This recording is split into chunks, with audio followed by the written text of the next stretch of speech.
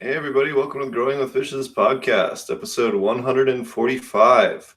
This week we have a couple of the guys from Embracing Organics podcast. Thanks for joining us, guys. Hey, what's going on? Appreciate you having us. Heck yeah. I know Oh, I okay. see you guys in the chat all the time when we're doing Tuesday shows and then after you guys' shows on Thursdays, so I figured it'd be fun to have you guys on and have you guys talk about what you guys do. We also have Roger. How y'all doing tonight? That's great. Your EO podcast is on Thursday night, right across from us, isn't it? Yes, it is. Yes, it Yeah, is. that's okay. I recognize who you guys are now because when you said EO, I didn't catch it, but now I understand. Okay. Yeah, you got a lot of fans over there. Yeah. And then we also have Josh from Dutch Blooms. Hello, how's everybody doing? Good. Great, Josh. Good to have you here tonight, man. I know you're busy. All right. Well, thanks for joining us. Why don't you tell us about your podcast and about what you guys do over there? Yeah, sure. I mean, so I'm Dirtman Dan. I'm the host over there at the EO show, and basically, I kind of started this show after doing the 420 Resistance show with Tricky D Labs. I don't know if you guys remember that. Kind of when we had like that YouTube show going like every night of the week. There was like one on Monday nights. It was like the traveling plants, and then Pedro had Tuesday I show. remember that now. That's where I remember you. Now I get it. Yeah. Yeah. Sorry. So back when there was the Thursday night show with the 420 Resistance, I was co-hosting with Tricky D Labs over there. So, he decided he wasn't going to do the YouTube show anymore, and I kind of still wanted to keep the ball rolling. So, we dropped the 420 Resistance, and I decided to start the Embracing Organic show. And really, me being a soil grower and just kind of having a love of organics and the whole regenerative cannabis and everything of the no-till sort, I decided to kind of, base a show off of it. Like I was listening to, Tad Hussey, and I was listening to the Dude Grows, and like I even caught a couple of the Ponics podcasts. And yeah, I was like, I kind of feel like there should be a show that we all just kind of sit around and kick around ideas, really laid back style about growing organically.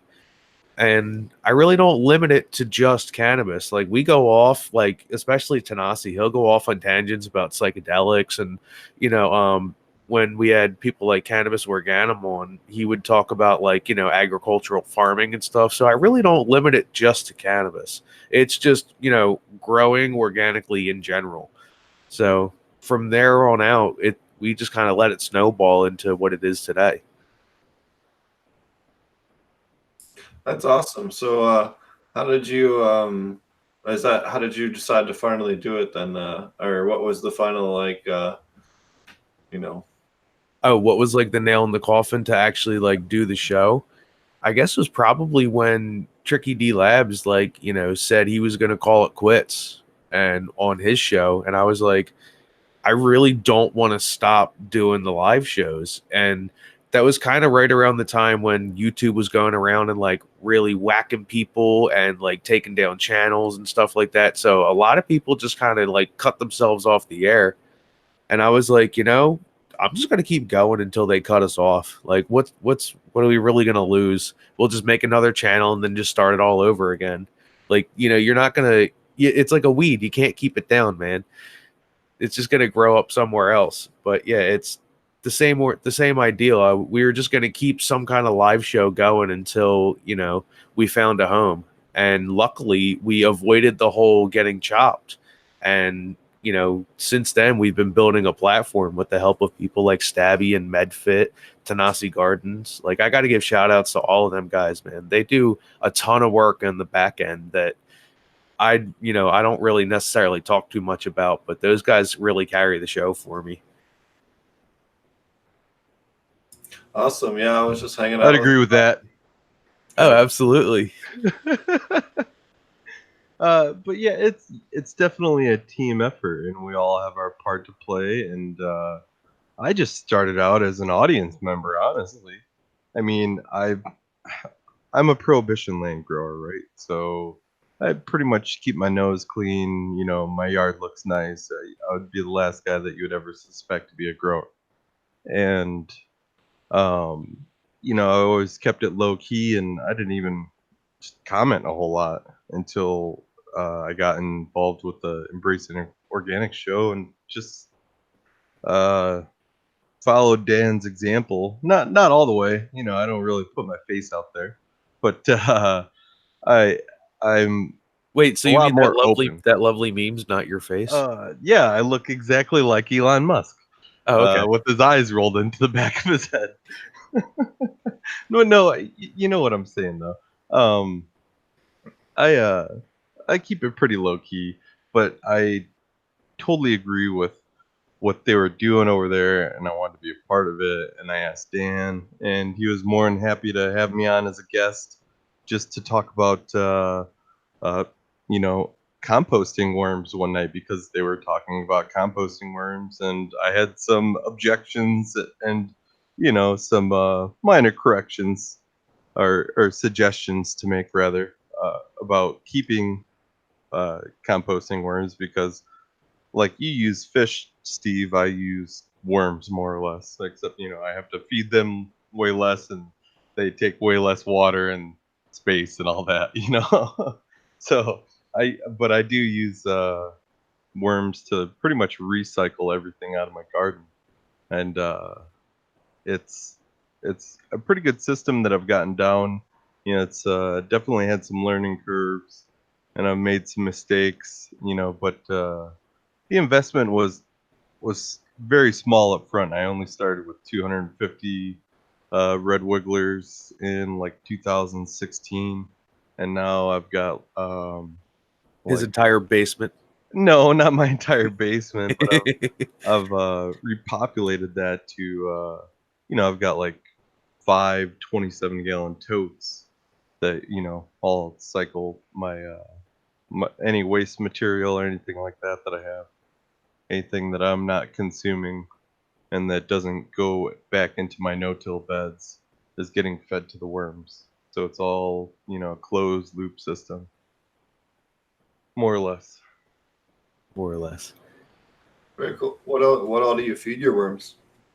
Besides copious amounts of cannabis, uh, um, just, whatever would go into a super soil, basically, plus table scraps from the kitchen and stuff like that. Like, I don't go crazy with it because I don't want my bins to go like anaerobic and get like real stinky or anything like that. So I'm not like slopping the worms every day. You know what I mean? It's real small scale. It's to fit the needs of my family and my garden. So Speaking of small scale, I only have one of those like worm bin 360s, like yeah, the like ones the you worm see all hotel over thing. Amazon. That's all I use for my worm castings, and I find as though Right. you have to keep it a little more wet than a normal tote, but other than that, that works pretty good. Dude, shout out to Wormbin 360, designed in Bellingham, Washington. Booty boot. Hell yeah. Yeah. But I love my little buddies. I love my free labor in the garden, and I've slowly, um, I guess I would say, escalated my obsession or my hobby or whatever you want to call it. It's I started growing out of necessity. Basically, I tried going all the proper routes to get into the medical program because I have qualifying conditions, and my doctor just said no, I'm not going to do that for you. Went to another doctor, and they're like, nah, sorry, we're not going to do that for you. And tried getting in to see other doctors. They wouldn't even accept me, like a consultation. So I live in a small town area, and I just decided it all started with a little space bucket, you know, that I made, that I saw from a YouTube channel, and it's just escalated from there. And now I've got multiple uh, grassroots uh, living soil custom no-till beds. So those are really nice, and I use blue mat system with a reservoir, and I've got pretty much everything well dialed in. You know, it's all LED garden with all DIY LEDs, and you know, I put a lot of work into it, and just little by little, when I can budget improvements, I make them. You know, and it's all about it's been very therapeutic for me, this whole process, and it's provided me a lot of good medicine, not only for myself but to share with those who are important to me. What kind of lights do you want to tell us a little bit about your LED lights that you build? A lot of people are interested in that and are trying to do that themselves.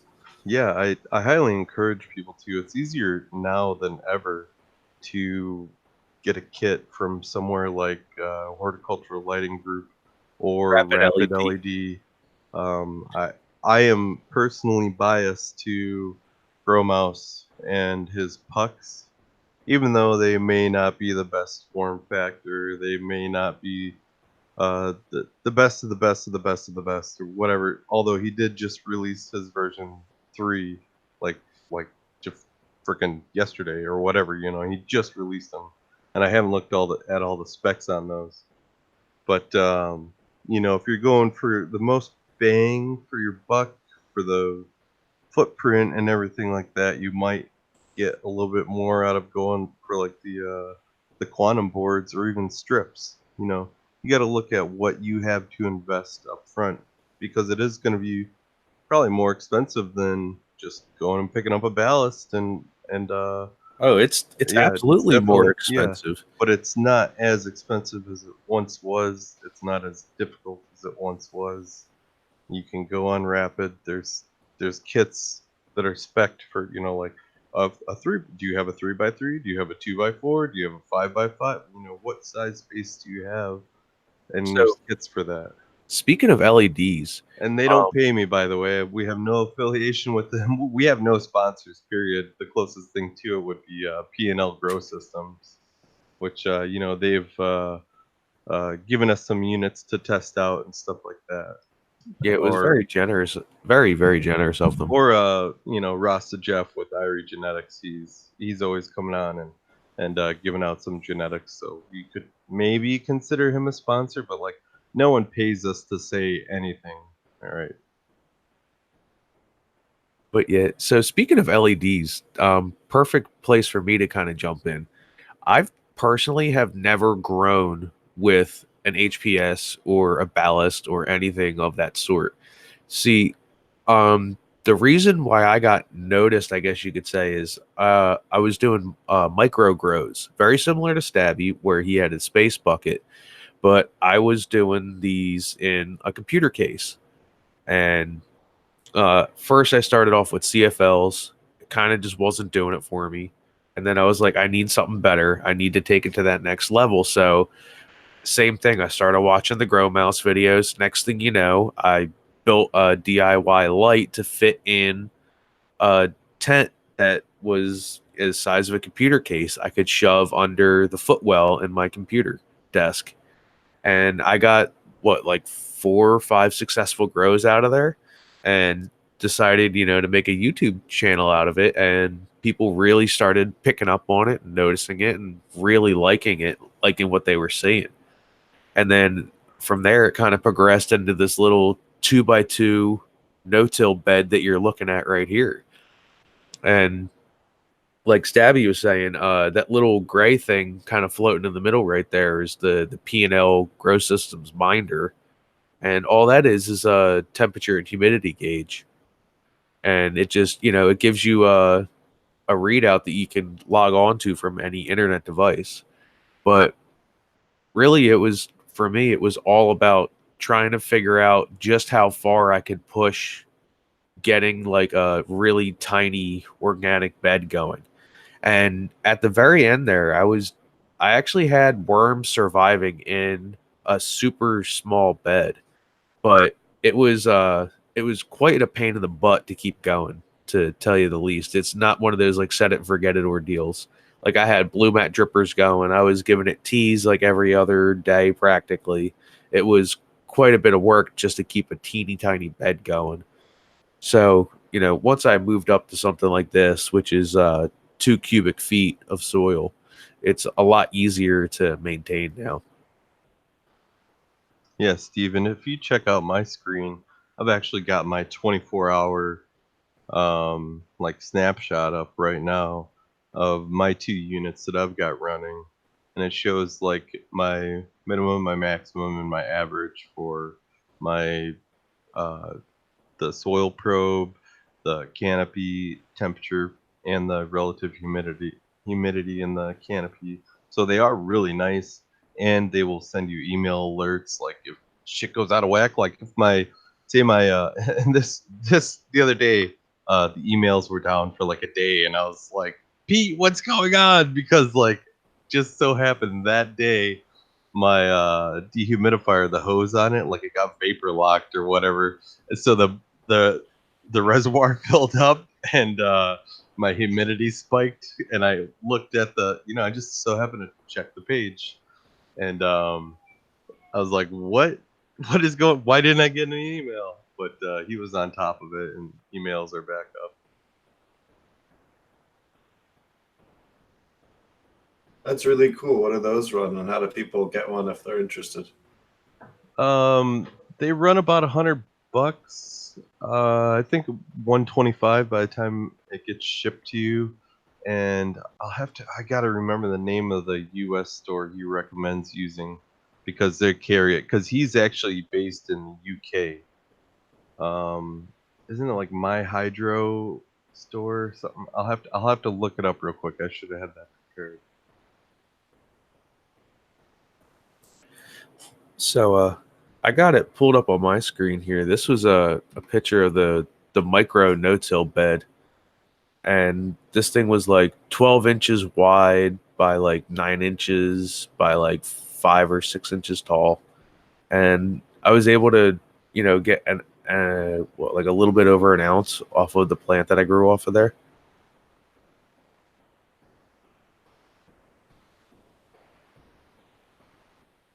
Very nice. Love the way you mainline that. Yeah, well, it's actually called fluxing. I learned it from a guy called Light Addict 420, and he said it is a little bit different from mainlining, as to where the plant only gets topped twice, and then all of this is just basically like selective pruning to get that many tops out of it.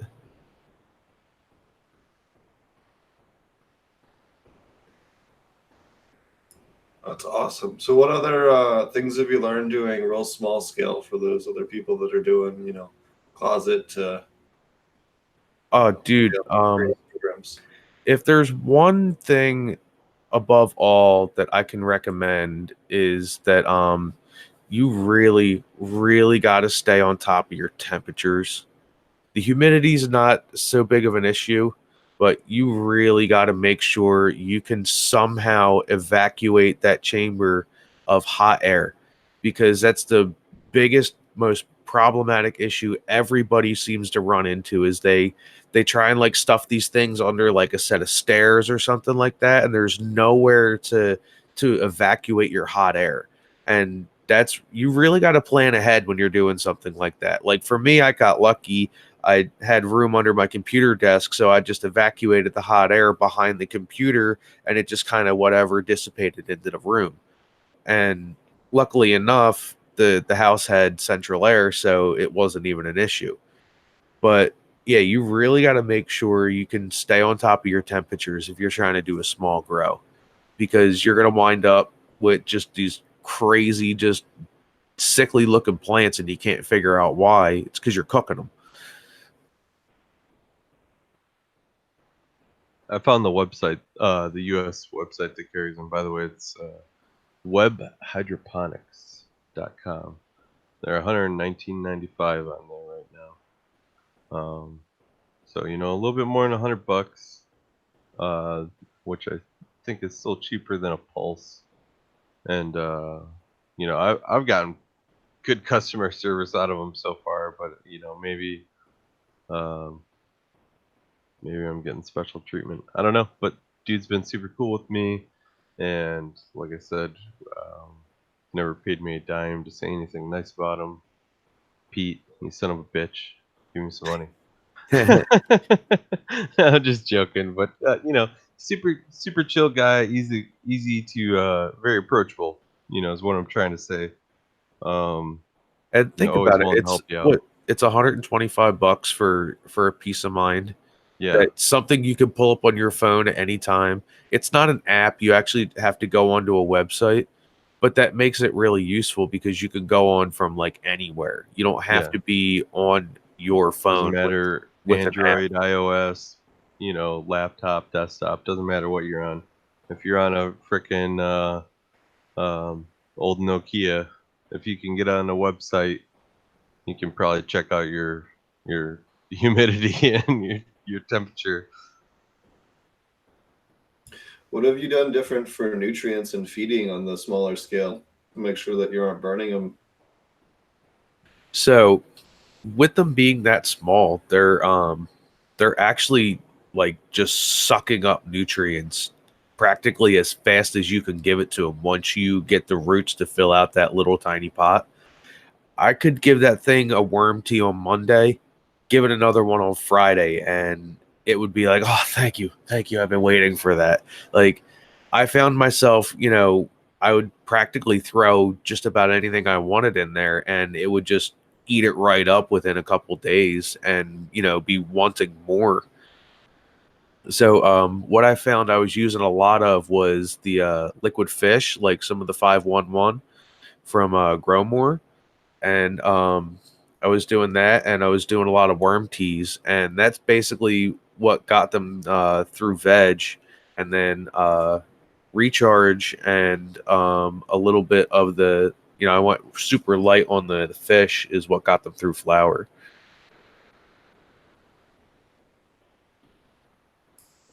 Very cool. So what other challenges have you run into, if at all, with the smaller scale stuff? Any issues with insects or anything like that, or? I actually found it like extremely easy to keep insects out of that small space. You have such a small soil level, and like I said, I was hitting it like practically every other day with some kind of different microbes or something. So it was just so overpopulated in there. I don't think an insect wanted to come anywhere near that. And then on top of it, I had like mint in like little jars and stuff around the grow space itself. So that was just kind of like a natural deterrent.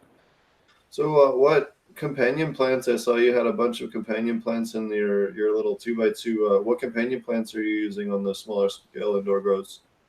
So right now I'm actually I'm given the Build a Soil 12 what is it, the 12 clover cover crop mix. I'm actually giving that a try right now, and it's got all types of stuff in it. Let's see, I got it pulled up here. You'll get some tall, spindly one, like some stuff that'll try to grow grab onto your branches and stuff in that if you don't chop it down. Yeah, I see it's got like hairy vetch in there. It's got like 4 different kinds of clover. There's a bunch of stuff in there. Yeah, I put all sorts of stuff in my little no-till beds. Borage. I've used some of that 12 mixed cover crop that Dan's got. I've got an edible cover crop mix from our friend Cannabis Organim, which honestly you should ask that guy to be on the show, because as Dan was saying earlier, and minor correction to that is he's an expert in like permaculture and grafting and all things fungi. That guy is a savant, to say the least. He is very brilliant when it comes to cannabis, and you name it. If it grows in the ground, that guy knows about it pretty much.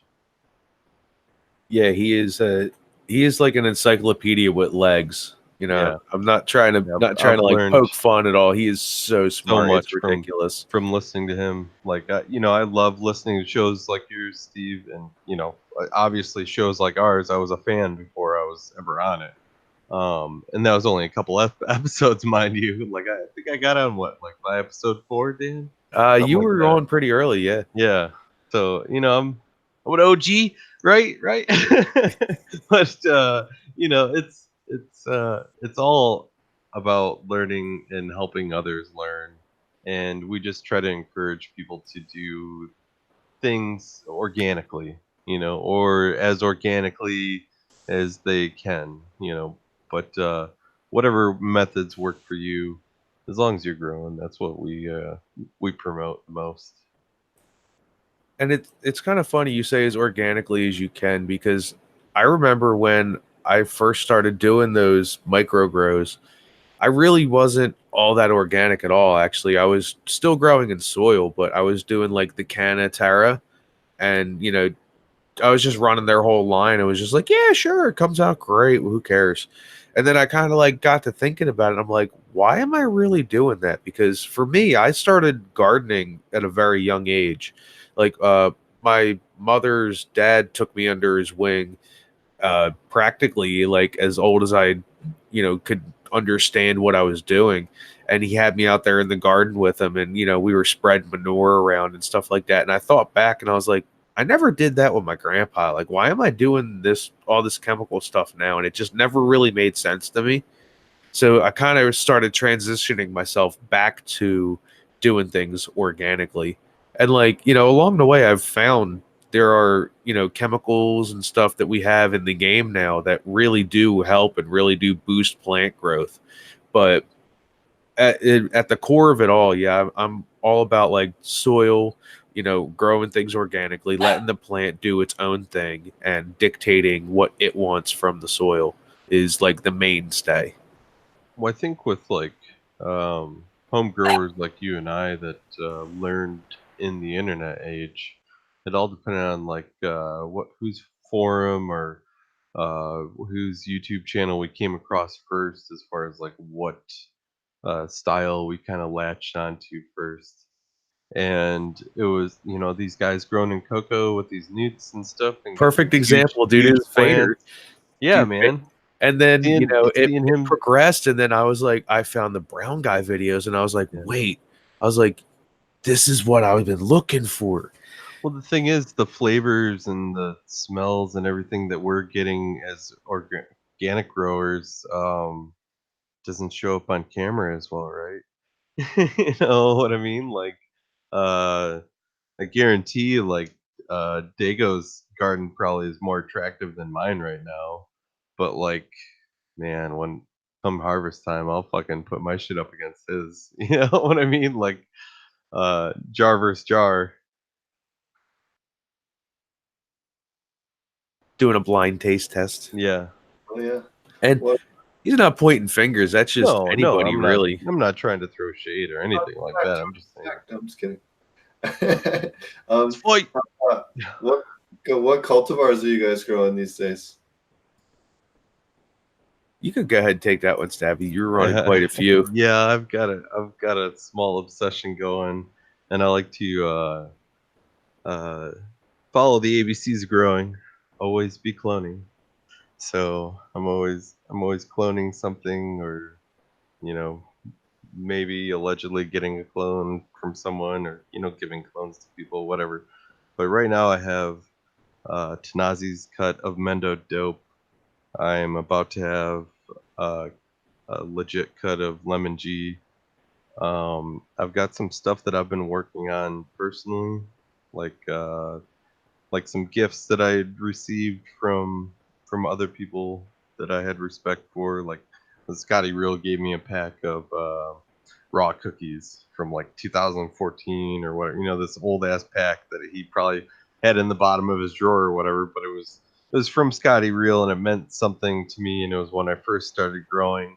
So like I grew it out, and I selected. I made selections with it and stuff, and just watching different Instagrams like aficionado estates, it just gave me the motivation to pollen chuck again with known genetics, because when I first started growing, I was growing from bag seed, and I chucked pollen out of necessity, because I needed more seeds, because it's, like, I didn't know how to fucking clone or anything like that, but I knew if I spread some pollen around, by the time I harvest these, I should probably have some seeds in there that I can plant again, right?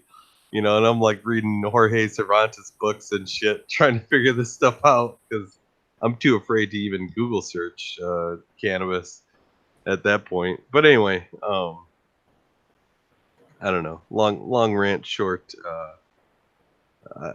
The first people that we come across definitely influence how we start growing, but it doesn't have to, that doesn't have to be the end all be all. You can learn a better way or a way that just works better for you. Yeah, there it is right there. Well, there what is. Yeah, he had Jorge Cervantes book. Nice. We all have that book. I don't know how you could grow without having that book. I don't have that book. I'm sorry. Wow. This is the newer version, but I Yeah. have an older version of this that's buried in my stuff in the back since I just moved. But this is the newer one. Yeah, I just mine's have all old full of videos. it's highlights and freaking post-it notes and all sorts of stuff. Mine's falling apart. Yeah. No, I got one. Mine's 15. But one I got's 15 years old. Yeah. All kinds of other books.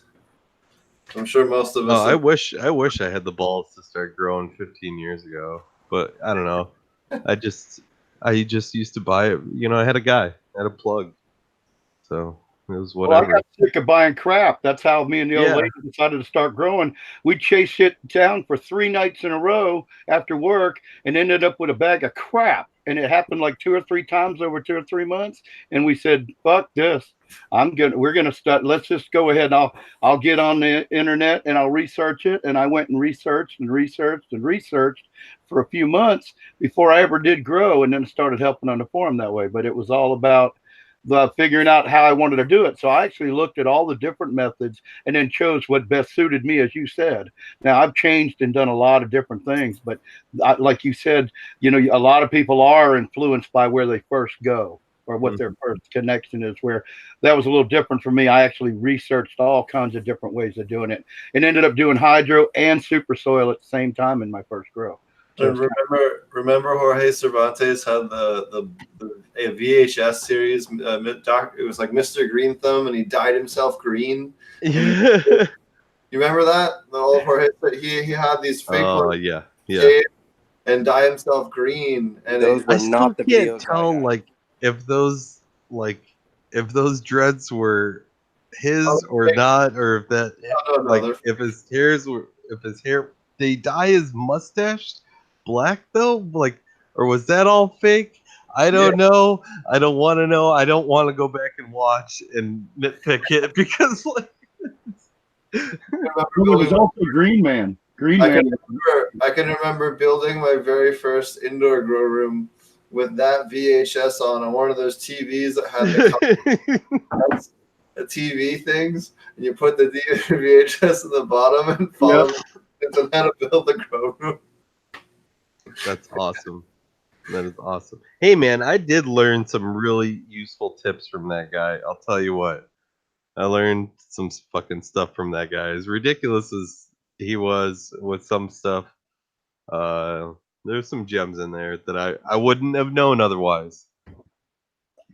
I think people still watch that video of Green Man. I don't think it's the same guy you're talking about. There was a guy named Green Man, and he showed you how to sex using ebon tube. He built a little thing in his basement with 2 chambers. One was for vegging and one was for flowering. That was Jorge, wasn't it? Wasn't that Jorge Cervantes? I don't think so. No, I don't think so. This guy didn't have any beard or anything. I know. But if you go back and look at it now and look at his facial structure and the voice, it might be. Okay, I'll take that challenge because I was going to say the voice to me didn't sound like Jorge, but now I got it. And I'm a horrible person for confusing this other guy with Jorge. It doesn't matter. I mean, it was just funny the way he went about it, but still, I'll see mention of it, every once in a while about the Green Man, and I mean that video's been out forever. Yeah, hilarious. It's the 90s. Yeah. So, what other cultivars are you a favorite of for smaller production? So for me, obviously anything that's not going to be like real stretchy is something I was going to go after. One of the most productive runs I think I had was the Beyond Dreams from North Genetics. And not only was it productive in the sense that it gave me a lot, but that's when I did the fluxing method, and my YouTube started really gaining a lot of traction around then, my Instagram also. And that's when I really got like, I went from getting like these crappy little yields to like finally getting something worth talking about. And it was a 1 foot by 2 foot chamber. It's not big at all. And I was able to pull off like about 1.5 ounces off of a plant in a little 12-inch pot. So, that's when people really started noticing, like, hey, man, wait a second. You can actually do this. Like, there's something worth looking at here. And I think I really stumbled onto something once I started putting all the pieces together that I was learning over the years. Yeah, once again, I'm going to be biased here and say that I like anything that Rasta Jeff sells. He's a friend of the show, but like I've run his gear, man, and it's good.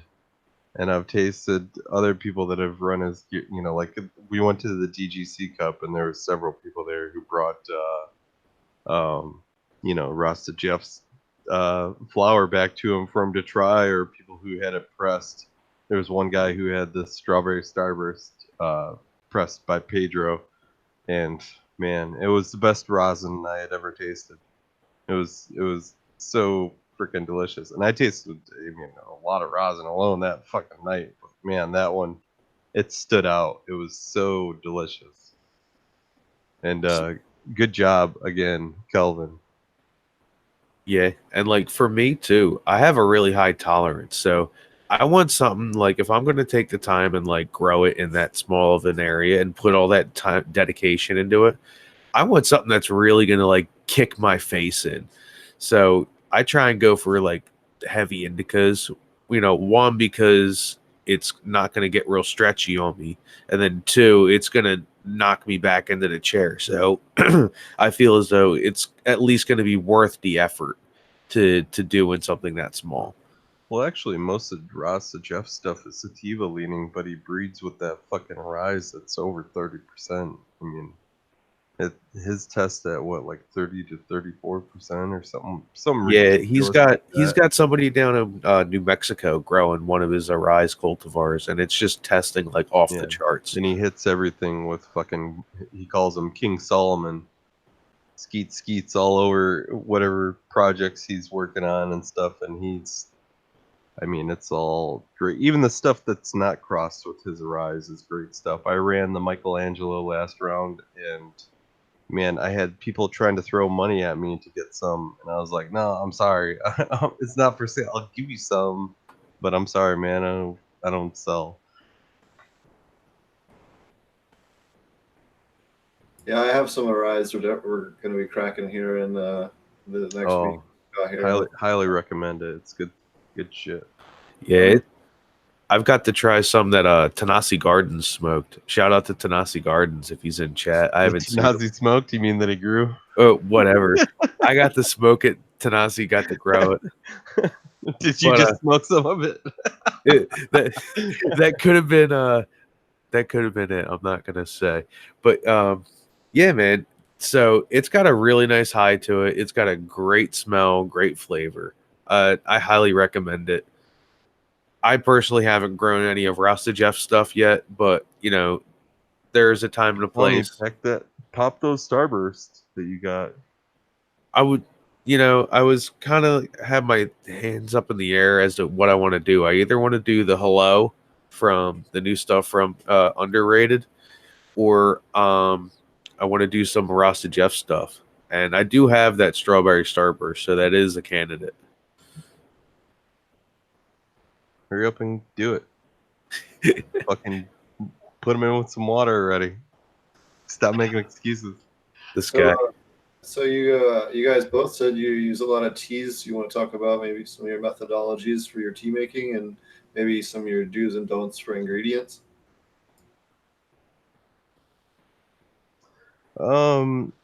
I kind of it's hard to explain because I use like a rotation of different microbes. I don't use like the same tea every week. Like it's like, oh, it's Tuesday, they're getting the vermicompost today. It's like once a week they'll get a microbial diverse tea, and I use a Vortex Brewer. So it's got a bulkhead on the bottom of a 5-gallon bucket, and you can do this with any size container really that you can attach a bulkhead to the bottom of, and then it elbows over to the side, and at the edge of the bucket I've got a little 1/8 inch airline plugged into it, and it lifts the tea up, carries it over, dumps it back into the bucket, and then it will vortex down. And it's great for brewing teas. I'll put handfuls of vermicompost right in there. Sometimes I'll and it depends on what cycle of growth I'm in. It depends on if I'm in a vegetative growth or if I'm trying to keep a small plant healthy, or if I'm in flower, like because sometimes it'll be a malted barley based tea, or maybe it's a kelp based tea, and there's usually always some sort of microbial pairing with whatever sort of amendments that I'm using, whether it be like the vermicompost from my worm bins, or insect frass, or something of that nature. Maybe like I've won some mammoth pea, so I'll end up using some of that, at the end of the brew, right before I apply it. Um, and I use things like I used to use molasses, but I've since switched over to using that Thermex 70, that Hybrix Yucca. I prefer that. And I mean, we could get really into it, but there's no like set recipe. Like week 1 of veg, I use a tea that's vermicompost and kelp, or anything like, I don't have a set recipe like that. I look at my plants, and I talk to my plants and they talk to me, more or less. I see what they're doing, how they're looking, and how healthy they are, and go from there. And I try to never to go the same stuff back to back. Try to keep a good microbial diversity going. See, I'm a lot more simple when it comes to doing teas and stuff like that. I will just get like a real big compost. I'll just get a real big mason jar and, fill it up with water, and basically kind of eyeball out like I guess like a cup to cup and a half of some molasses. I'll go over to my worm compost bin with like a knee-high nylon that I got from the dollar store. I'll go grab like a big handful of the compost. Whatever's in it is in it.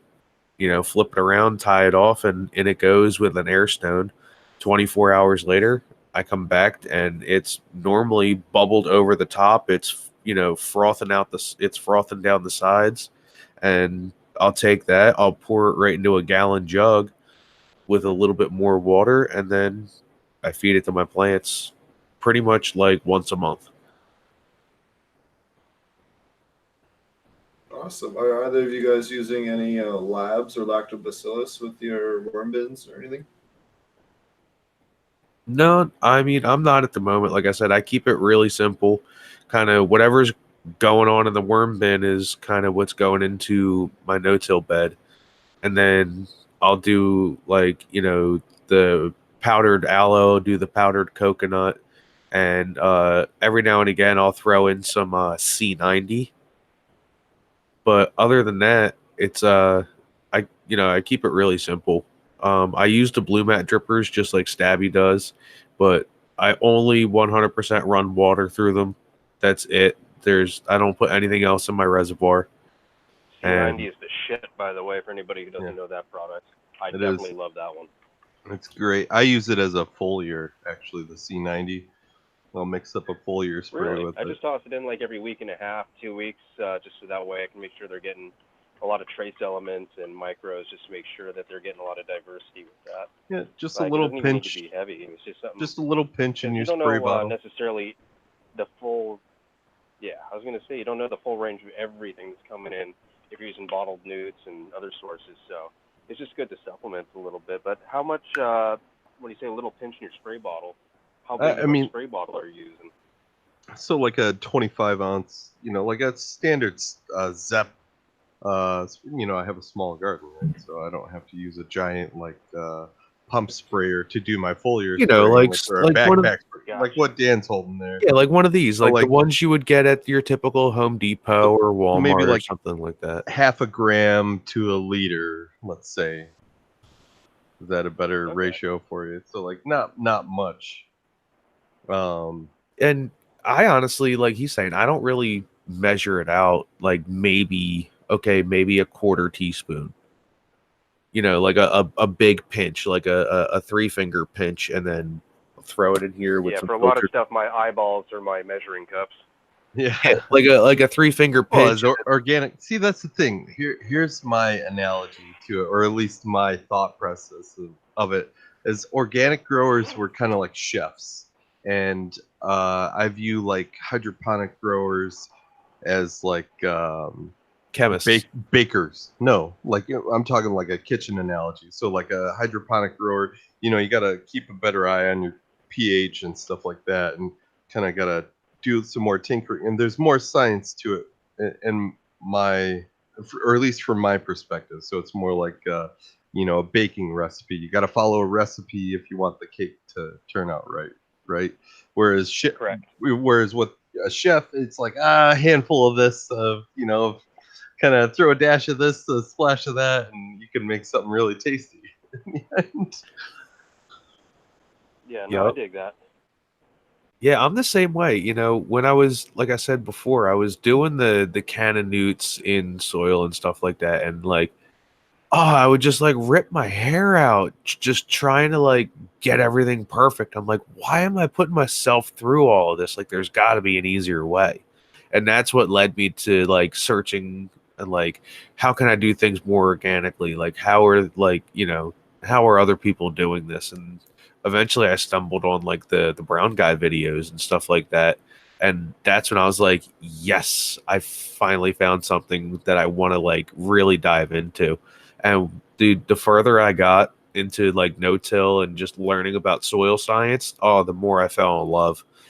And honestly, one of my favorite books, I recommend it to everybody. If you haven't read it yet, go read The Hidden Half of Nature by David Montgomery.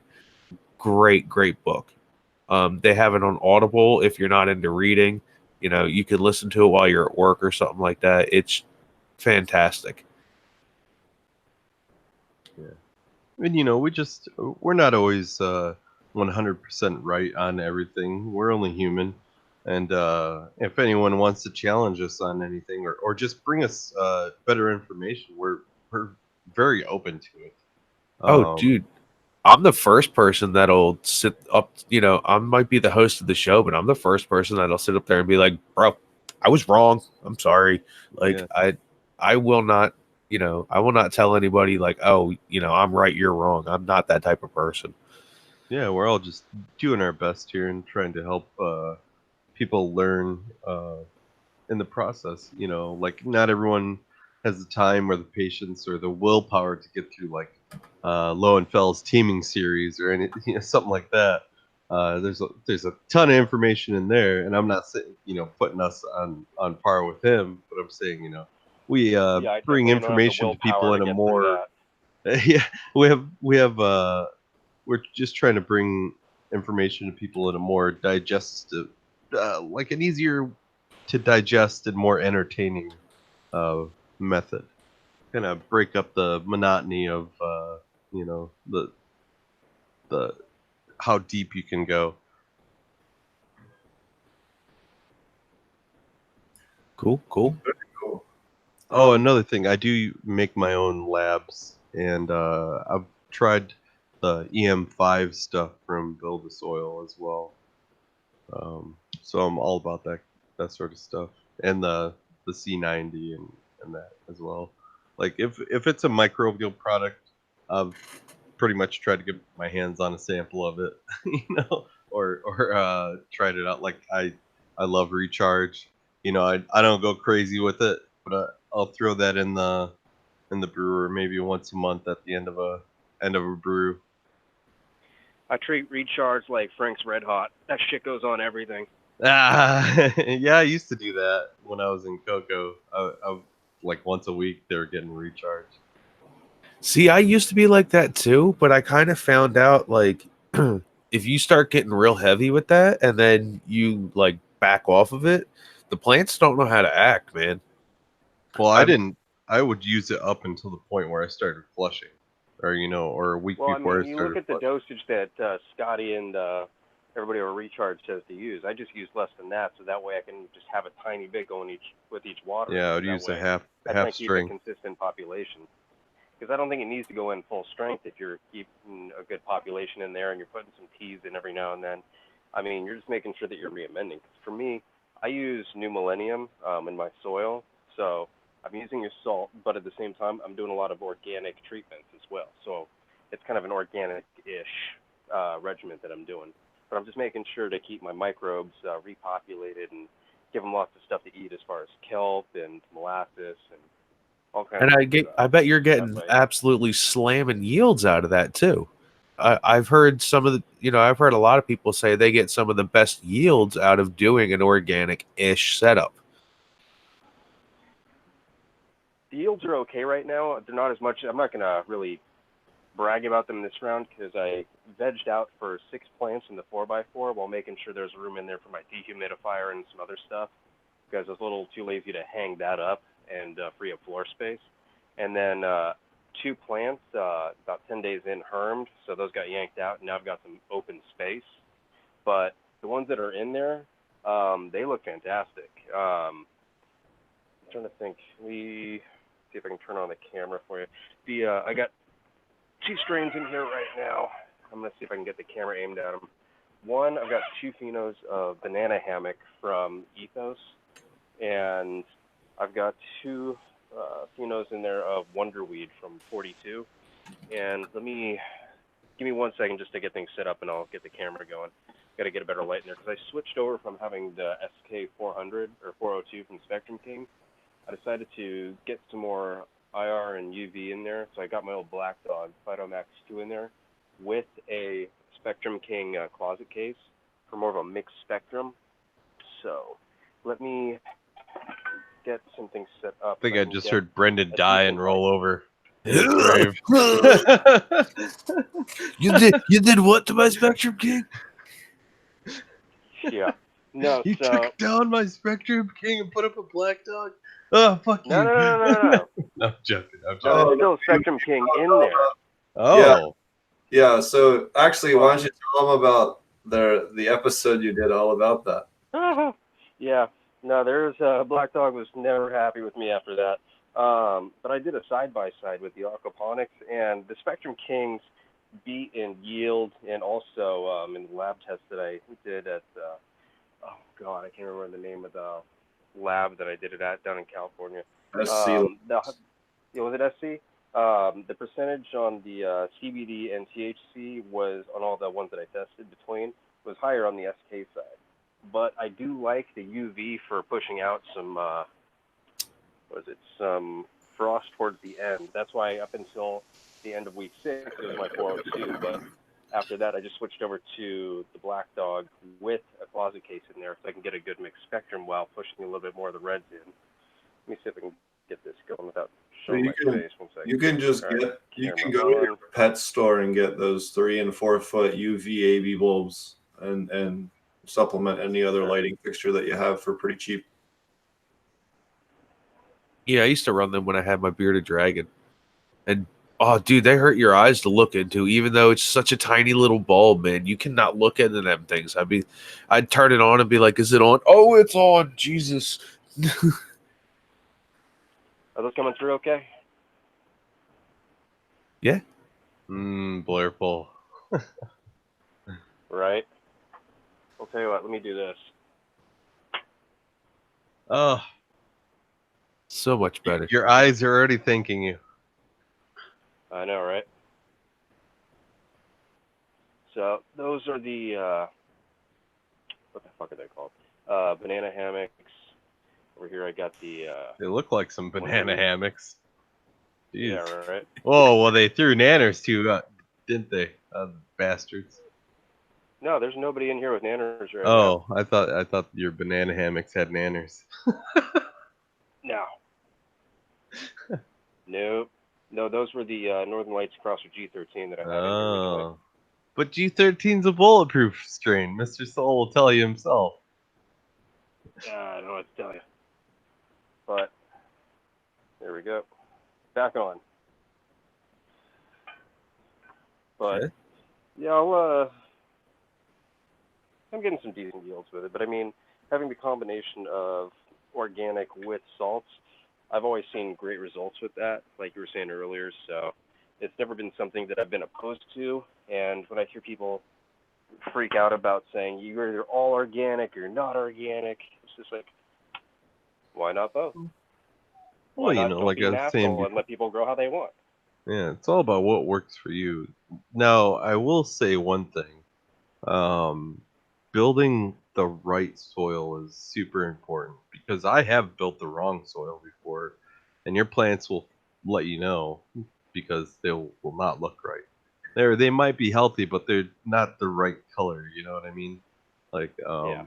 so. Well, the mix that I do is usually pretty good. They've never seen any issues or burn with them or anything. Yeah. I just take a base of Happy Frog from Fox Farms for like 50%, and then I do another 25-30% of cocoa, and then I get some worm castings, some Alaskan humus. I get some glacial rock dust, and God, I think there's something else. I can't think of what it is. A little biochar, just a little bit. And then I think there's one other thing, but I can't place it right now. But I've never had any issues. I follow like some micros and some other stuff. Clackamas Coot style recipe, like instead of or versus like a subcool style super soil, or subcool super soil, which that's how Chinazi grows, and he grows some fucking fire. His is like, it's once it's run, it's done. Where mine's no-till, and I keep on top dressing, but it's just a slightly different recipe, and I threw in a few extra bells and whistles as well. My own little touch. You like to touch it, don't you? Well, hey man, when you're an organic grower, you got to get your hands dirty, right? Yeah. Oh, dude, absolutely, man. That's kind of like half the fun sometimes. I feel like, I don't know. Call me a little kid. I like getting dirty. People like to wear those black gloves for everything. Dude, James. Yo, I am not afraid. I will go over right now on camera and just run my fingers right down into the dirt, all the way to the bottom knuckle. I do not care, and then I'll pick my nose. It does not bother me in the slightest, man. It really doesn't. His beard is he's actually a natural blonde. His beard is just that dirty. It's funny. Yeah, that's interesting. I get tons of hate for doing organic aquaponics. People say it's not organic, and it's like, we even have some soil. Like, it's totally organic. We have aquatic food web. It's like the soil food web. It's just aquatic. That's all. But we have, if you look at actually the total number of species, there's more species in the water than in terms of different number of species than there are in the soil. So in a study that NASA did, that's not just me claiming that. That's a NASA-based study that did that. So, it's kind of silly. So I think that if you're just doing any kind of microbial-based mineralization, really, that's what really gives those flavors. That's what's going to trigger that increase in terpene expression, be it soil or KNF style or no-till or Hugel beds. Well, the problem with that is NASA's the people who try and push this whole round Earth thing that we know is super made up. I mean, let's be honest. We're on a frisbee flying through the cosmos inside of a vivarium. We're in a giant lizard. I thought it was bro. on the Keep back up. of a giant tortoise. Yeah. No, that's in Stephen King's It. Come on. Yeah. Oh my God. Anyway, I was gonna say, the dual root zone thing. If you can pull it off, props to you. And I've attempted it. Like I've made a sip container with a 3.5 gallon bucket and a 5 gallon bucket, and side bulkhead on it with a fill pipe and a air line that went through that to aerate the reservoir. But the plant got so big and I just couldn't keep it healthy, and I ended up taking it out of there and putting in a 10-gallon radical bag, and it's made a total frickin' recovery since then. I'm about ready to flip it. It's actually Tanazi's Mendo dope cut. I was using it as a mother for the past I think I've had that cut almost a year now, in that same sip container. So it's been, it lived in there for a long time, and the stalk on it now is huge. It's got a huge knuckle on it from that dual root zone, and I pruned. I'd pull it up out of the reservoir, and I even pruned the roots and everything multiple times, and cut the thing back. But that's someone who another reason why you should get him on the show is that Cannabis Organum. He's got the Late Hangout show on YouTube, but he every night he's on there showing grafting and his sip containers that he's been working on. Like he's made his own DIY sip containers and calculated out this 5-minute super soil recipe and made it super budget friendly for like your home grower or your person starting out who wants to grow like some really vigorous cannabis plants fairly easily. So like, get really good results.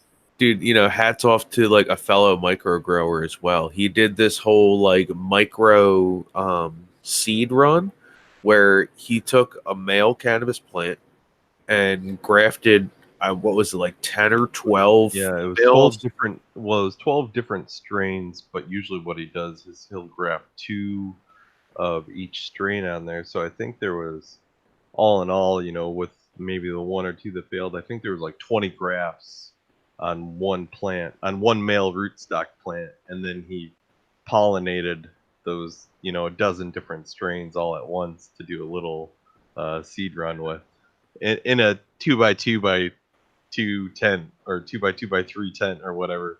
Is crazy. And all this stuff is up on his Instagram as well by the same name, Cannabis Organum. I got a friend in Canada that's been working on that for the last year and a half, where he's grafted different plants onto a rootstock, and trying to have like 6 to 8 different cultivars on a rootstock, which I thought was really cool. I haven't been able to talk to him because he's had a lot going on up there to see how it's going, and when we do talk, I usually forget about it. But yeah, it's interesting. I love people that try to do that. I'm curious to see how well it works, actually. So. Well, for him, it worked really well. Yeah, in theory, it should work, but it's whether you actually get 6 or 7 different cultivars that come out of it, or they actually get to retain their characteristics. And I think without more data, I can't say one way or the other if they do or they don't. Oh no, I've done it with. I put 4 or 5 on one big old mother rootstock. Yeah, got grafting onto that. We had a couple of different branches at the bottom. Then we took some other plants that we had to make room and grafted them onto that. But yeah, it absolutely works. You will have a few that don't like each other, like anything else, but most of them will take.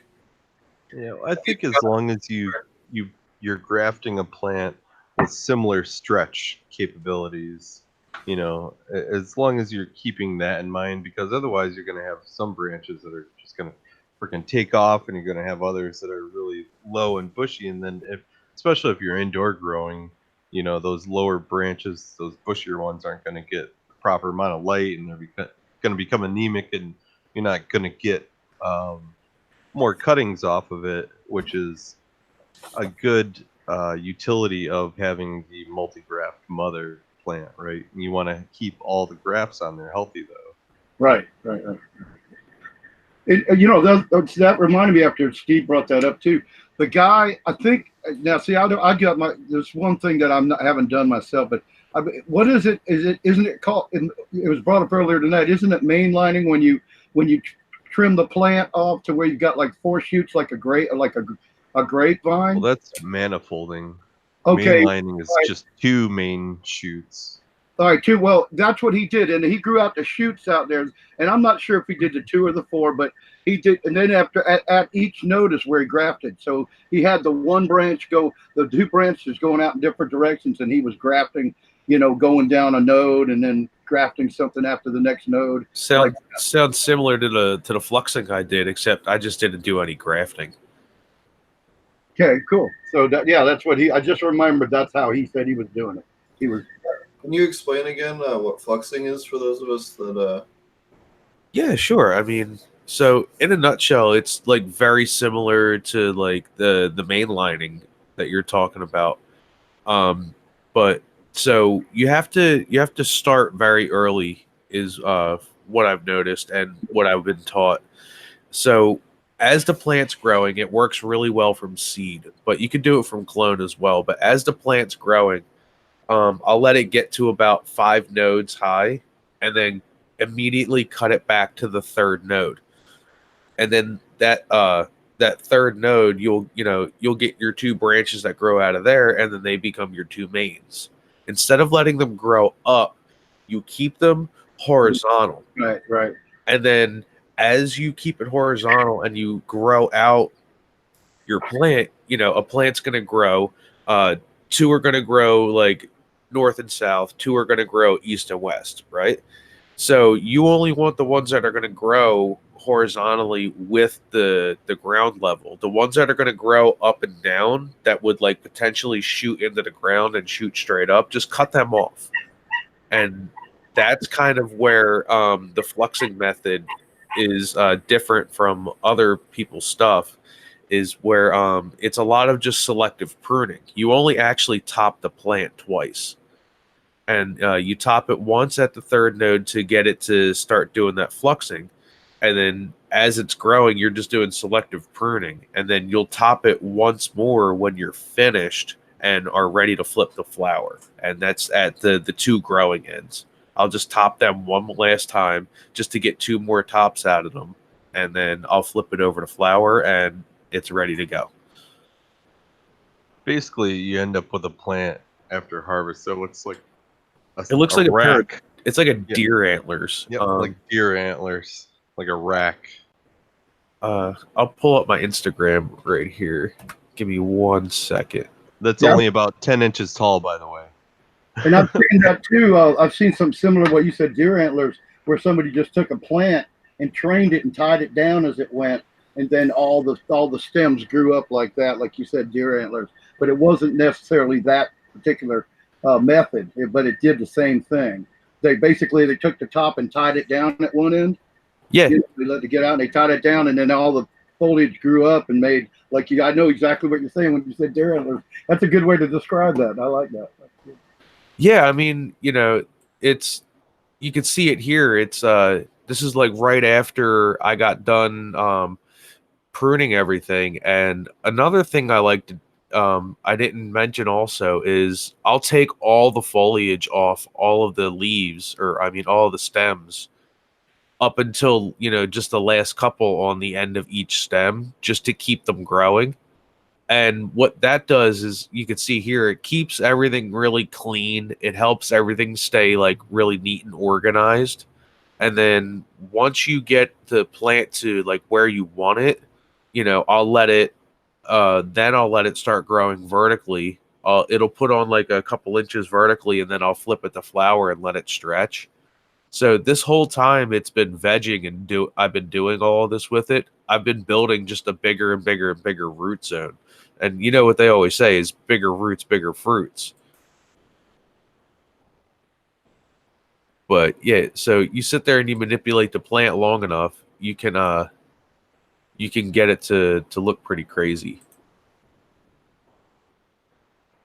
You basically lollipop everything except for the atypical growing tip and the node right below that, don't you?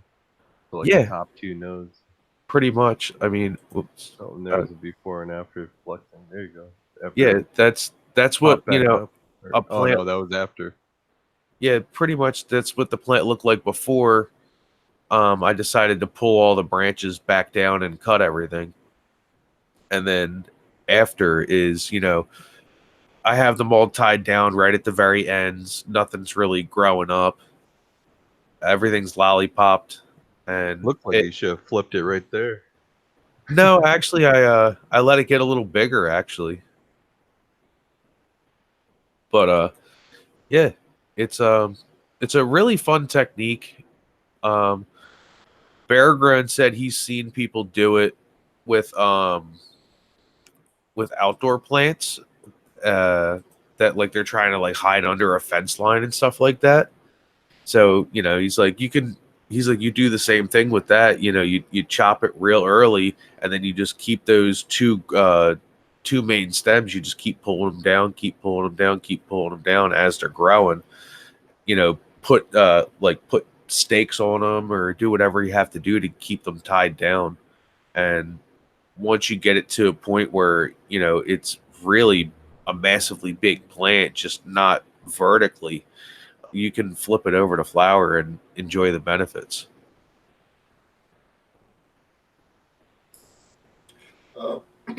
So when do you flip them when you're doing that? So for me to flip it, basically I'll get it, it's growing horizontally. So I'm going to fill up probably about 80% of the space horizontally. And then, like I said, I'll let it get a couple inches vertically to see like kind of how it's going to go. And most of the time it does stay pretty even, but that's when I'll take the time and try and pull one down, further than like another one over here to try and keep the canopy even. And normally then is when I'll flip to flower. So it'll only have a couple inches of vertical growth on it once it gets out into that like rib cage or deer antler pattern. And what's your total start to end time? See, that's the only problem with doing stuff like that is forever. Dude, it really does. You're putting like an extra month to 2 months on your veg. Yeah, this is like a passion project for Dan because he's only getting 2 joints out of that little plant. Yeah, man. I mean, listen, it was the best 2 joints I've ever smoked. No, it was great though because it was just a little box under his desk that he would pull some dank out of every few months, right? So Yeah, I mean, it wasn't just costing him a whole lot of power or effort or anything. Okay, like that. so that's another cool thing. I'm glad you touched on that because I completely forgot. Power consumption, right? The entire box, like I'm talking fans, lights, what did I had? Like a little tiny humidifier in there. Like the entire thing, I hooked it up to my buddy's kilowatt meter. I think it was like 107 watts. Yeah, with his little Dude, it was bottle, like 100, his little water 107 bottle watts. fed or humidifier thing that you had going in there. Yeah, like it didn't even register on the power bill. It was so little power. Yeah. So I mean, there's a will, there's a way. Like I said, when I started, I was in a space bucket, and I quickly graduated to a closet. But I was in a closet forever. And, Okay, so in my defense, right, in my old apartment, it was a 1-bedroom, 500 square foot apartment. Dude, we were on top of each other in that place. Like my computer desk was in the living room. Like it was literally right next to the living room TV. I could like lean over and like smack the TV if I wanted to. So we were right on top of each other, me and my as wife. soon as Dan moved, his grow space would it grow by like 6 times. Oh yeah, as soon as we moved out into like a bigger apartment and like I have this room now where I can sit here on my computer. My wife can sit here on her computer. Like, we have our own little like office, and I took over the closet, and immediately I was like, mine, like, you're not even getting a chance to get in here. Like, this is mine. Like, you told me you wanted me out of your hair. This is where it's going. But you've significantly reduced your harvest time as well because Absolutely. Because now that I have that extra space to play with, I have, a separate tiny little veg tent. And then now I have my little 2x2 flower tent, and I got things rolling a lot quicker now, and it's wonderful. But not to say I don't miss doing the fluxing, which I think I might actually do that again. Just because. I told you it'd be fun to do like a little micro grow challenge or something. Everyone can find a shoebox laying around, right? Oh yeah, I'm sure.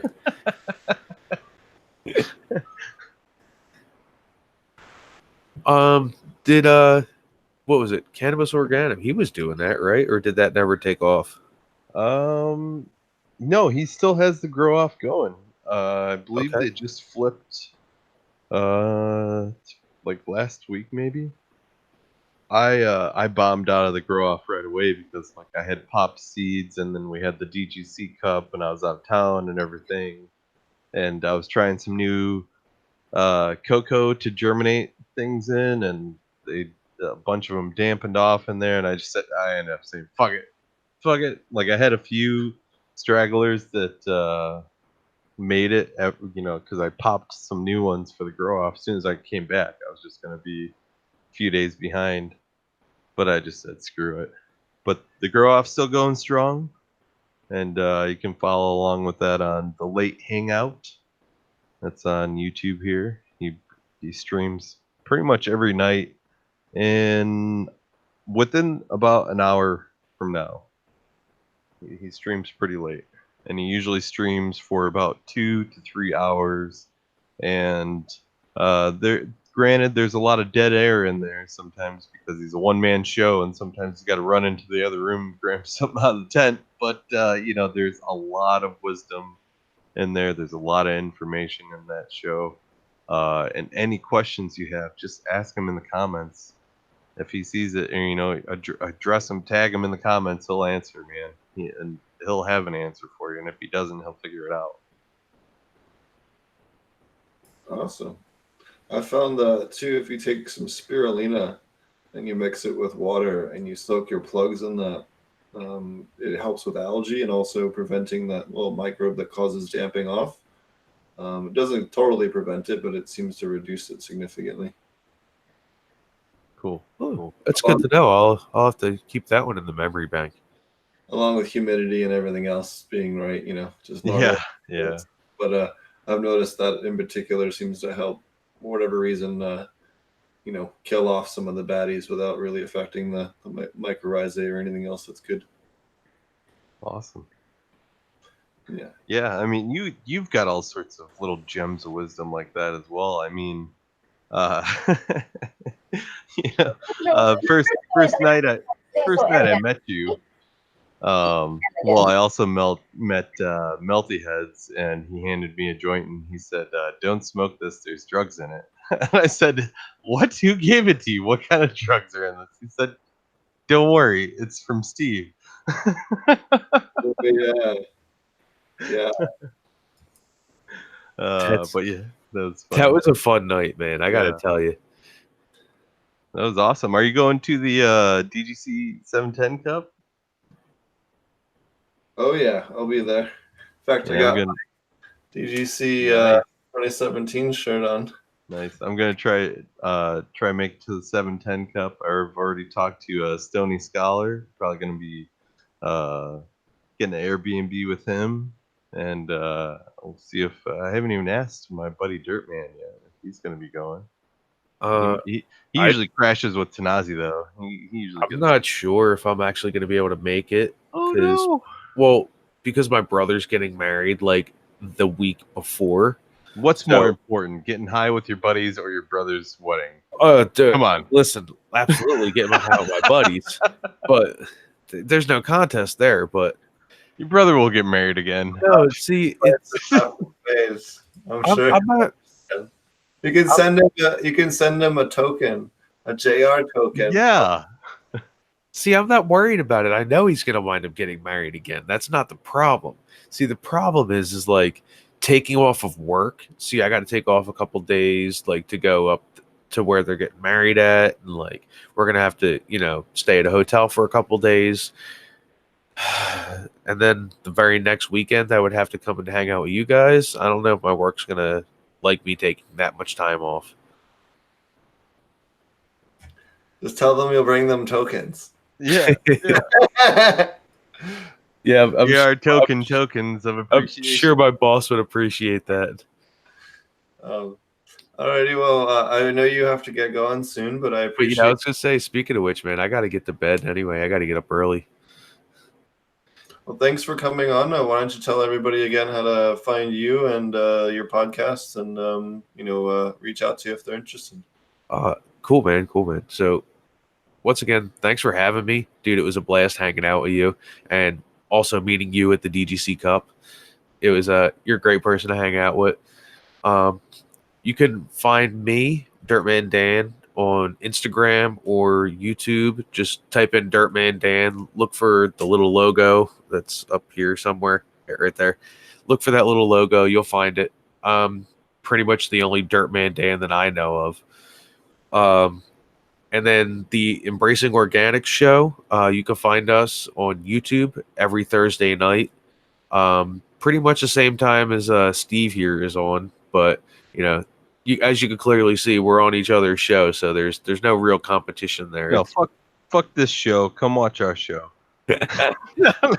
It's funny because over in Good Earth every night, it's like on Thursday night we all get together in Good Earth after the shows, and it's funny because everybody's like they're torn. They go, "Man, we love Potent Ponics, but we love your show. They love your show too."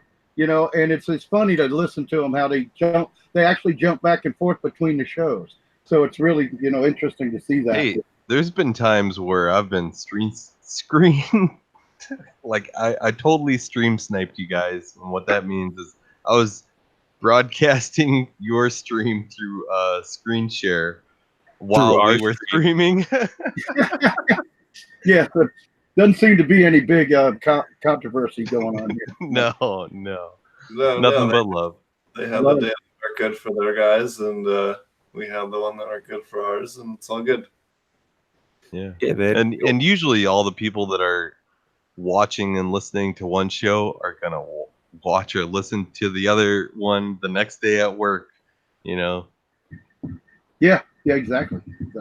Oh yeah, and we love having other supporting other podcasters and other media people and having them on so we can share each other's audiences and introduce people into the new stuff that's kind of on a similar wavelength, so they can have other avenues and other people to learn from, because they get tired of hearing just us all the time. Yeah. And, we joke around a lot more. We cut up and we try to interact with our audience a lot, and we encourage them to ask questions, and we always he try encourages to them to make fun of Dirtman. Yeah, always encourage them to make fun of Dan, the host. He's like the punching bag for the show. Well, I want to extend an invitation to you guys because about a year ago I started the ILGM a podcast network on our forum. So I invite you guys to join ilovegrowingmarijuana.com, and that's support.ilovegrowingmarijuana.com, and post a link to your show in the podcast network area. Awesome. Okay, cool. Appreciate that. Yeah. And we got like 800,000 page views a month. So yeah, we're stoners though, so don't get mad if we don't do it right away. Well, yeah, I mean, almost everybody joins it, but they hardly, everybody's so busy too. All I'm saying is it's another opportunity to advertise your podcast. That's all. Yeah, I just noticed today someone finally made an Embracing Organics fucking Instagram account. Okay, after so like a year of the show being on. Was it you? It wasn't me, it wasn't even you. No, it wasn't even the host.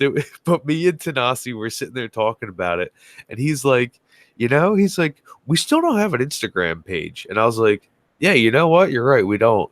There I was you like, go. we should do something about that. And he's like, I'm tired of hearing that. He's like, let's just do it. And he just finally decided to to make one. That's good. Doesn't hurt.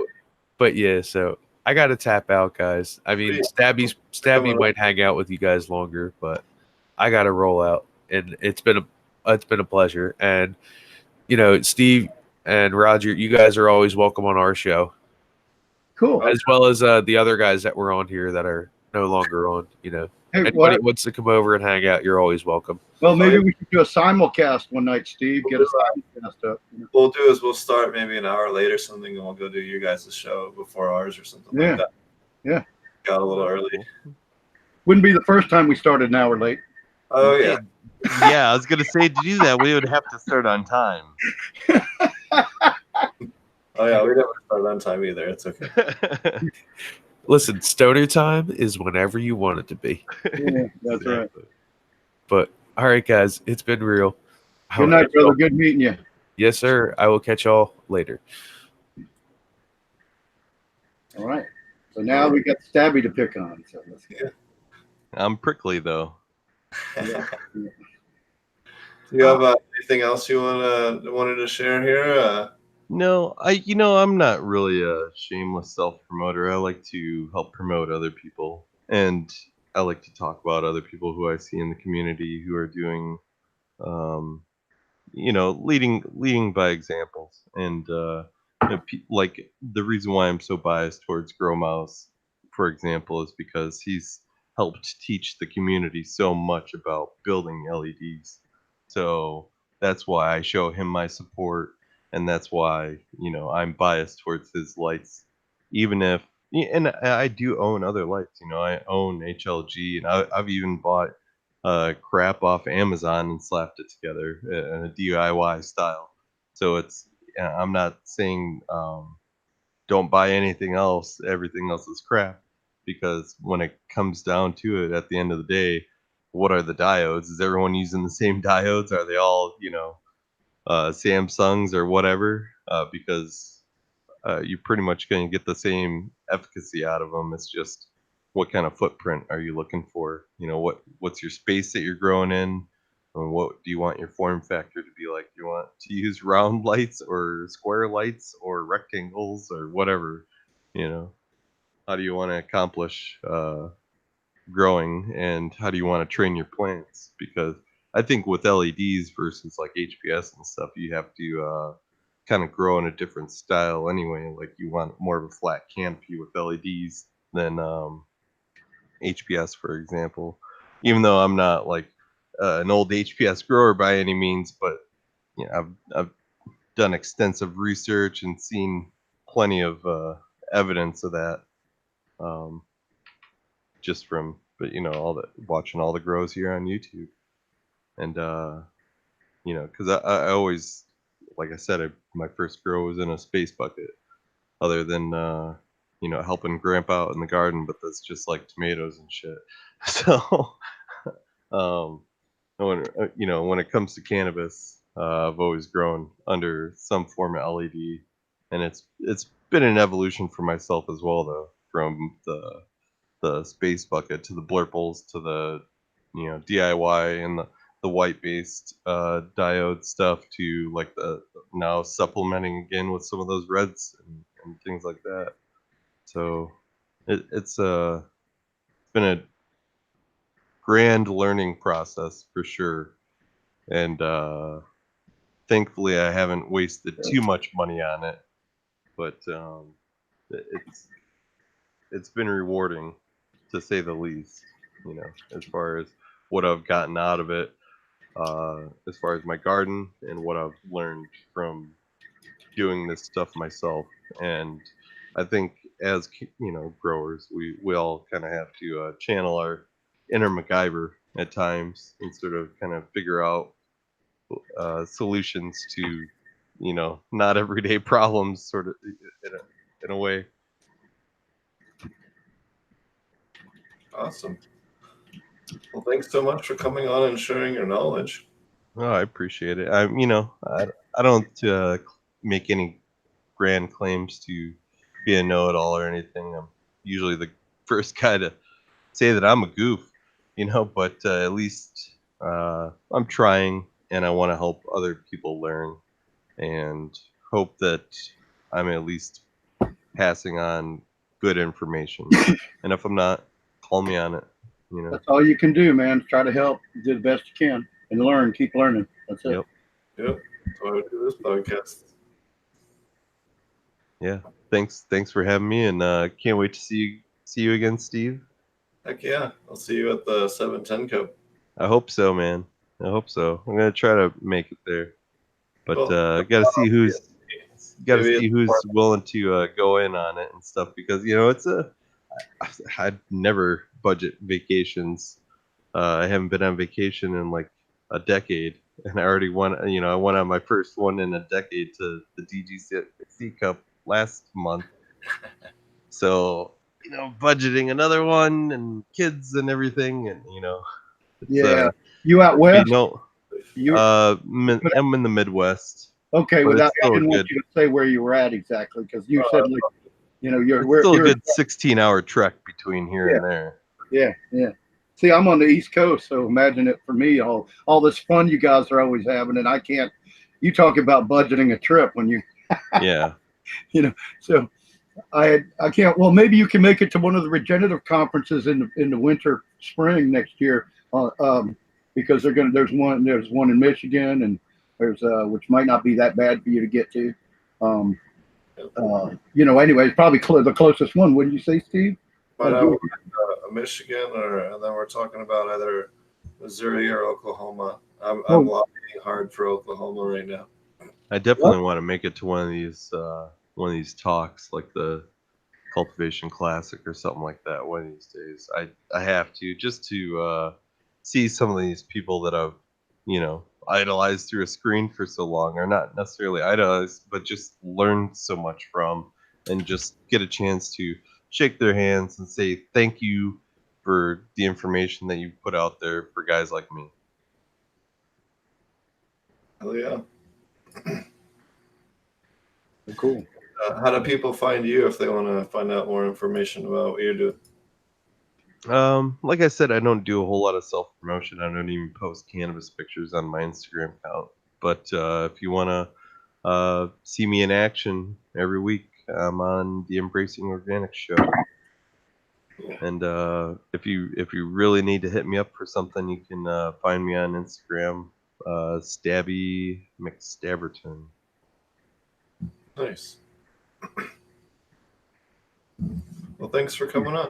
Yeah, appreciate it. I'm always changing my my icon. Obviously, it's like this week it's Elon Musk. The next show, I don't know what it's going to be. Like I said, I'm not trying to make a brand for myself or anything. I'm just trying to promote other people. So I'm always changing up my image or stuff. So that's why Roger doesn't recognize me, even though we've probably talked for 6 hours. Wow. And you said you go by the same name over there, and that's what's throwing me off. Yeah. Well, I think the last time I was on talking to you, I was actually working in my garden. You got to see my face, which not many people do. Ah, okay. Okay. I think I know what okay. Yeah, we're privy to some of that. Just like, hey, when Gypsy was on our show, he'd never really been seen like that on showing his in public. The first video interview I think he had ever done, if memory serves me right, or one of the first, if not. Yeah. So I know I'm kind of putting myself out there just being on shows like this, but I'm not going to make it easy for anyone to track me down. Not saying that there's anyone watching with any ill intention, but just better safe than sorry. And I'm not going to, put my face out there or to show everyone my living room, shit like that. So there's no reason that you need to. I mean, I've found that if you're not flaunting in big, giant, commercial, illegal grows in front of the county sheriff, they're not going to mess with you for growing a few plants indoors. Yeah, they don't have. I don't flaunt. Yeah. I don't sell. I don't produce to. I'm not selling to the freaking middle schoolers. That's right. Running around or anything like that. I produce for myself and my family and a few close friends. Leo doesn't want to admit it, but they really do not. Overall, they do not have a problem with a man token up in his own house in his own fucking privacy, as long as that's all he's doing. Yeah, man. I still work 60 hours a week, and I'm sole provider for my house, and Yeah. I'm a hard worker and I'm a productive person. Pay my Taxpayer. taxes, all that shit. Yeah, you're Leave me alone. Leave me alone. Let me fucking grow my little plants. Leave me the fuck alone. Well, you have to check us out again. Have to catch me on, try to catch me on Good Earth again. Like I said, I drop in usually late at night more than anything. Yeah, well, I work swing shift too, so I come and go. You might not see me for Right. That weeks, might be and then, why too. and then for a couple weeks, you might not be able to get rid of me. So, Anyway, it was great. Oh, go ahead, Steve. I'll just say it was great tonight. yeah, it was wonderful having you on. Thanks a lot. Yeah. Appreciate it again. All right, I got to cut before otherwise we'll just ramble all night. Sure. Thanks a lot. Take care. Later. Good night, brother. Shango, who we had on a week or two ago, is doing an event with Josh Rutherford out at the Vashon Island Grange Hall, May 30th at 7 p.m. Thursday, during our podcast. Those jerks. No, I'm just kidding. It's located at 10365 Southwest Cowan Road, Cowan. Everyone's welcome. It's free. Donations are appreciated. More information at vimea.org. That's the Vashon Island Marijuana Enthusiast Alliance. So he's teaching a whole little seminar on regenerative cannabis, summertime home growing. They'll also have door prizes from True Terpenes, LeBlanc, Dragonfly Earth Medicine, Cannabis Horticulture Association, Pacific Northwest Roots, Vashon Seed Mercantile, all different kinds of different people. So be really, really cool. A bunch of stuff going on there if you're trying to get some seeds. Definitely a cool thing to check out. And then Josh and I are also teaching a class on June 6th through 9th on Aquaponic Cannabis. It'll be a lot of fun. You can check out information on that at commercialapmjclass.com. We'll be teaching a 4-day commercial aquaponic cannabis class where we'll be building a large section of a system together, working with a few thousand plants. He has thousands of different cultivars currently growing there, and we'll get a chance to work with a wide range of them. If you want to see all different types of plants, that'll be a great source to do that. So there's actually a question in chat. So this channel is about aquaponics. Yes, we actually cover mainly aquaponics and cannabis-related topics, as well as regenerative soil. We're friends of all organic. Anything that's sustainable, occasionally non-organic, but for the most part, that's the general purpose of the channel. It's just general vegetable, aquaponic, soil, and cannabis information in general. So we'll check out the class if you're interested to learn more. You can again find out more information at commercialapmjclass.com. It's a 4-day class with Josh and myself. We'll have hands-on at Josh's farm. It's a Den Pure certified farm. So if you're looking to learn more about that, you'll learn all different types of things and all different types of levels at that class. So be sure to check that out and get your ticket soon. Have about 2 weeks left to get your tickets. So. And something I'll add to, he's got hugel beds. He's got a giant no-till greenhouse. He's just installed light depth, so he's got light depth. So you'll get to see way beyond aquaponics out there at that show. I strongly recommend if you're anywhere in that area. It's in Bellingham, Washington, and I believe you'll really enjoy it very much for all what you get out of it. I don't think there's one place you could go right now that would have all that diversity as far as systems and plants. I'm sure there's some bigger ones, but they're usually on one type of system, where Josh is doing all kinds of different methods of regenerative and adding K&F implements to it also. So. Yep. In fact, he's a level 1 K&F. Went to the school, so he's what do you call it? Certified to teach up to IMO 1. by Chris Trump. Nice. Yeah, I'll be taking that class on here in August. So Is that what it is in Idaho? in Idaho, yep. Yeah, I'm gonna try to make that too. Thanks Yeah. for reminding me, August. Hold on. Damn cat's about to knock a bunch of shit over. Okay. What's going on with you, Roger, in your garden? Well, I was out there working today out in the yard, and I got basically my all my citrus trees and bananas are going good. And oh man, I meant to bring it in. I could run out and get it real quick, but my horsetail, I bought like a nice planter in one of the stores that was because I got 10 rooted horsetail shoots, I believe is what the proper terminology is. And I put them in. I made a mixture of Pro Mix and manure, and maybe I think it was like 1/3 manure maybe, and mix it all together, and felt like that would be cool enough for the trees and all. And then I put like I said, it's like an oval about, I don't know, 18 to 20 inches wide, and I stuck them in there.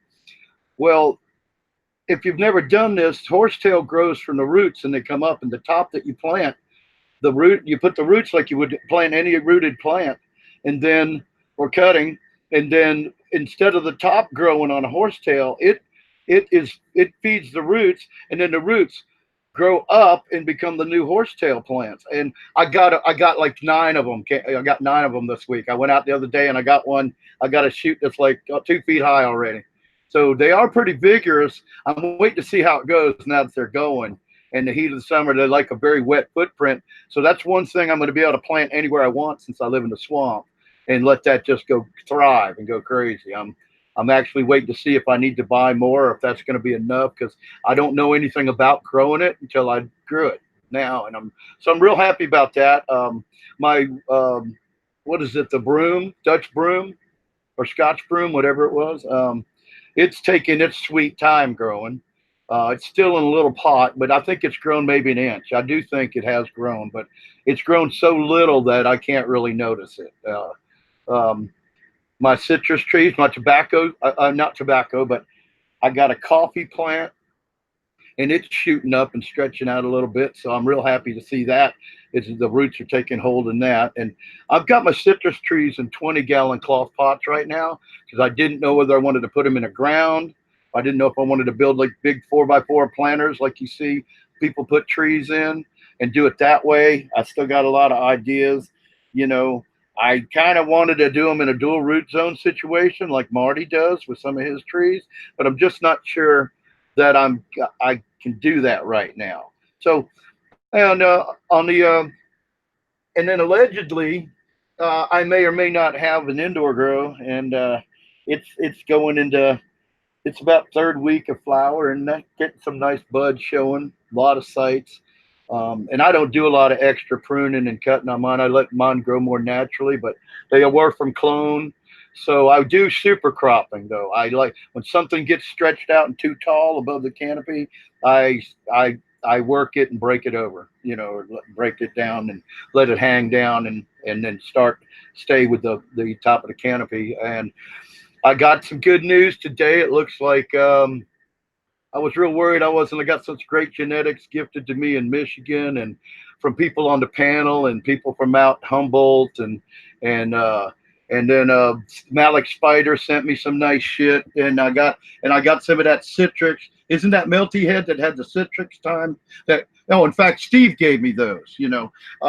And so now I'm finally. I talked with my partner today, and we're gonna, been going through something with her, and we're gonna ease up on that crap, and I'm gonna be able to pop my seeds, because it's time to pop them, or say fuck it and I'm done until I move or find an alternative space. But I think everything's gonna be good in my current space, so we'll see.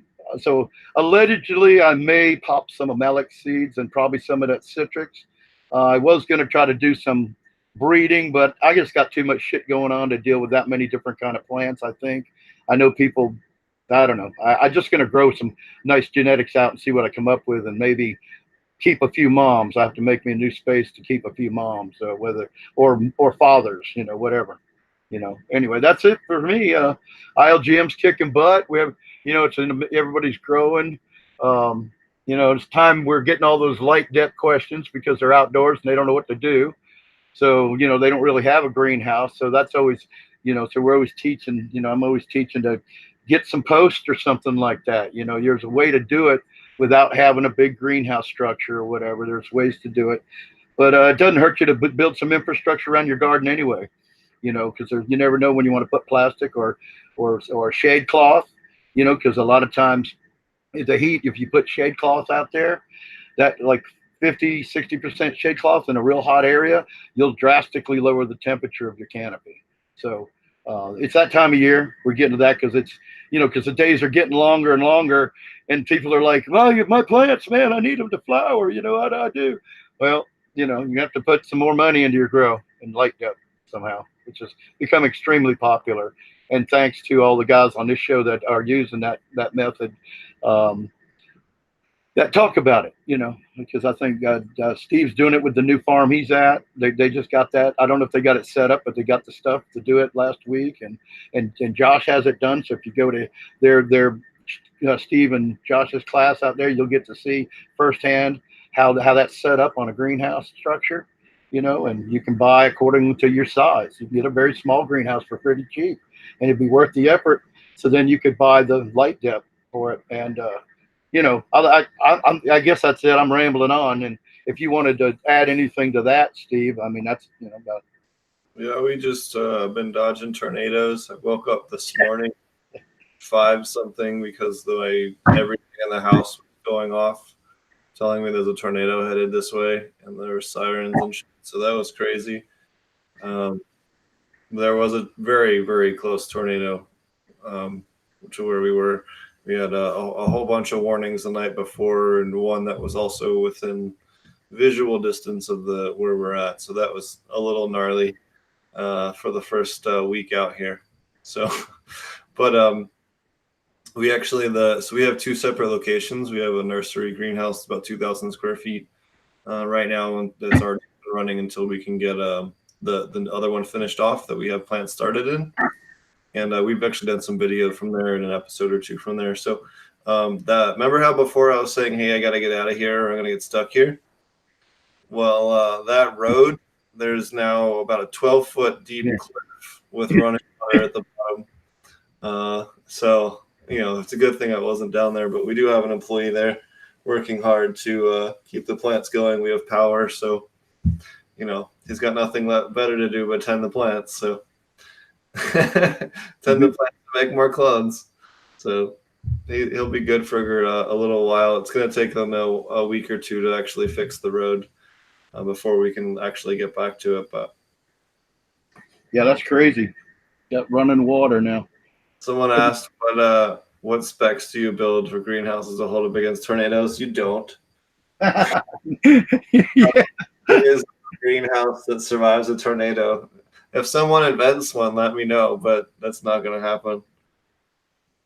Well, you might have your greenhouse left, but all the plastic and everything's going to be gone. Yes. It's like a hurricane. I mean, a hurricane, you de-skin the greenhouses and take everything out of them and hope they blow over and blow through and don't completely destroy your framing.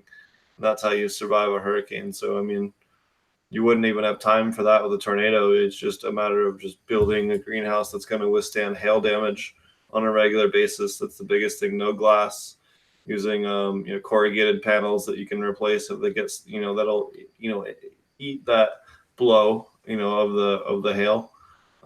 If you use the 35 millimeter, not 35 millimeter, the 18 millimeter or 12 millimeter. Ply coverings, they tend to get eviscerated after a storm or 2. The panels really are the way to go. That's the way that we're going. I'll do a video here the next week or 2. Hopefully once we get another week or 2, once everything gets set up, be able to start doing some video down from the greenhouse, even though it's not finished yet. We'll start doing maybe a Wednesday just grow talk with the actual system. Thinking about doing something like that, so that'll be coming soon. Just working hard on that, trying to get stuff done in between the thunderstorms. This last couple of days has been kind of a wash. We haven't been able to do much of anything. We had over 7 inches of rain where we're at in the last 24 hours, which is insane. We're going to get another round of storms, pretty gnarly storms tomorrow. But we'll at least have half a day to do stuff tomorrow, which is good. So other than that, just getting everything going, getting ready to teach the class with Josh. And yeah, just getting settled, getting everything up and running, cracking more beans, getting stuff ready for outdoor grow. We're going to be doing a lot of outdoor, getting soil samples sent off and all that fun stuff. So that's about it. That's got to be blast building a new farm and having all that area to do whatever you want to again. Yeah. Oh yeah, wait till you see this place. It's going to be dope. Yeah, but I'm going to get out there one day for sure. All righty. Well, I think we're going to wrap the show up. Thanks everyone for watching. Big thanks to the Embracing Organics guys, Dirtman, Dan, and Stabby for coming on the show. Be sure to check out their podcast as well. Maybe don't watch them live. Maybe watch ours live, but maybe no, I'm just kidding. And they're embracing organics. They start at 6 p.m. Pacific, or close to it. And we start at 6:30. So on Thursdays. So be sure to check them out. They got a lot of great guests. A lot of the great people that have been on our show go over there for interviews there. So be sure to check them out. And thanks for taking the time to come on. Thanks for all the listeners. Be sure to hit like and subscribe if you're enjoying it. Why don't you tell people how to find you, Roger? Well, pretty much you can find me at ilovegrowingmarijuana.com or Roger Latewood at facebook.com. Awesome. You can find me at Ponics on Instagram, YouTube, Twitter, SoundCloud, iTunes, Spotify, all the different places. But yeah, hoping we'll have some cooler stuff or some more video here shortly from the actual grow, assuming that I can physically get to all of them. We'll have some video of some plants here in the next couple of days, short of the nursery, which is probably going to take a week or two. And then we'll probably do an episode here before too long from the dispensary, which will be fun. So we'll catch you guys again later. Cheers. Have a great week. We'll be back again on Thursday.